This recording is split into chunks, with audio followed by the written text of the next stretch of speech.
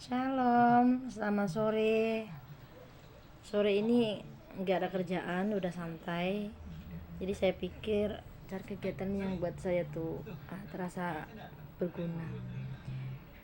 Hari ini aku pengen curhat masalah hidup bermedsos. Medsos itu kalau kita sering upload suka di komen orang. Padahal di awal itu ada kata-kata komen ya guys. Sudah komen, ternyata ada komen yang nggak suka, dibalas deh dengan emosi. Sejujurnya buat kita pengguna medsos yang bijak, ketika kita sudah berbicara, suatu saat nanti pasti kita akan menerima konsekuensi dari pembicaraan kita. Entah orang lain suka, entah orang lain nggak suka. Semasa itu ada hak dan kewajiban dalam undang-undang medsos ya, peraturan dalam adanya medsos. Kita sudah nimbrung di situ, baik buruk komen itu kita sikap dengan bijak. Kalau kita nggak suka orang komen, jangan tak di komen. Ketika ada komen pun tanpa kita minta, ketika kita komennya jelek, kasar, ketika itu tidak perlu untuk kita klarifikasi, nggak usah klarifikasi. Tapi kalau ada suatu hal yang harus kita perlu klarifikasi, tapi untuk membangun, setuju-setuju aja kita lakukan klarifikasi. Dan juga kalau misalnya itu sebenarnya bisa kita implementasikan dalam kehidupan sehari-hari. Ketika kita hidup bertetangga, kadang kita aja nggak minta di komen orang, karena kita nggak mau diukur orang, dinilai orang, kita tetap dinilai orang. Kalau buat saya, sepengalaman saya biasa dihujat, saya biasa dihina, saya biasa dilecehkan. Tentu dilecehkan dalam arti ya fisik dan speak lah ya. Tapi selama saya masih bisa bertahan untuk menekan emosi saya akan selalu berusaha menekan.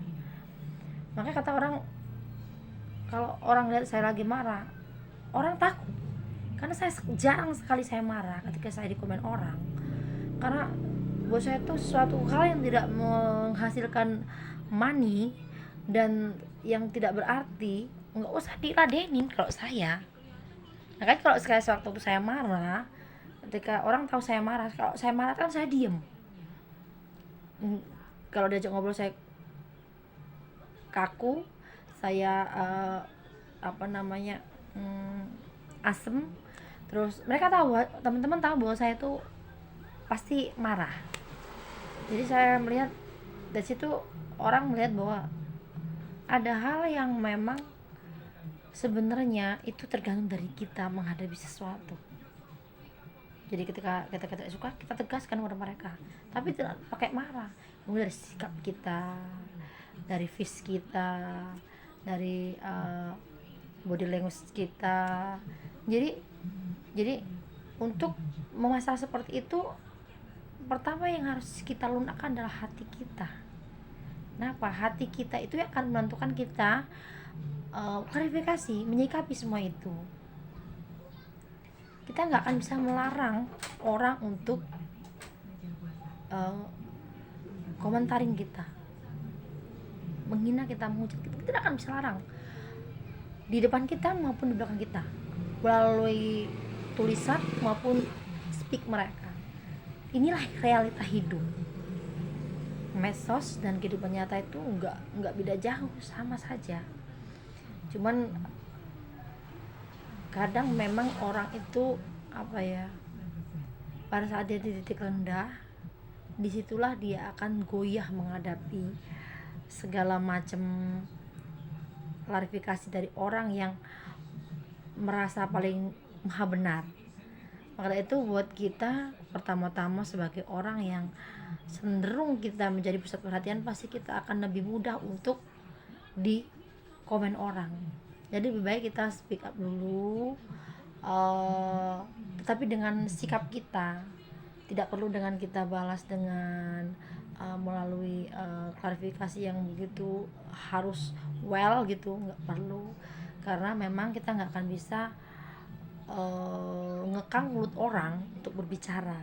Jadi lebih baik kita sekarang tenangkan diri, kita berdoa sama Tuhan, kita selalu beribadah, kita selalu merasa bahwa memang hidup di antara orang banyak, memang kita tidak akan bisa benar-benar menjadi sempurna.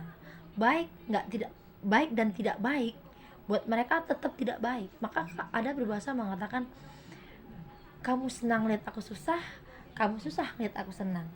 Jadi ketika kita udah seperti itu, ya enjoy aja dengan hidup kita. Selama kita nggak minta makan sama dia, kita nggak minta uang sama mereka, kita nggak pinjam duit sama mereka, kita punya utang kita bayar sendiri, kita punya masalah kita nggak curhat sama mereka. Jadi semasa kita masih berdiri di kaki kita sendiri, kita lebih baik menjaga diri kita. Tidak perlu untuk marah, emosi, dan juga terlalu mengumbar segala emosi kita dengan kita tanya jawab sama orang tentang kehidupan kita. Kalau kita menjadi pusat perhatian, anggaplah kita seorang selebritis. Jadi selebritis itu baik dan jelek pasti dipantau orang. Walaupun orang selalu banyak yang ngomongkan jeleknya daripada baiknya, kita percaya bahwa Tuhan tahu yang terbaik yang kita rasakan, tahu sejatinya kita bagaimana, dan kita juga sadar, kita percaya, kita menikmati apa yang kita rasakan sekarang.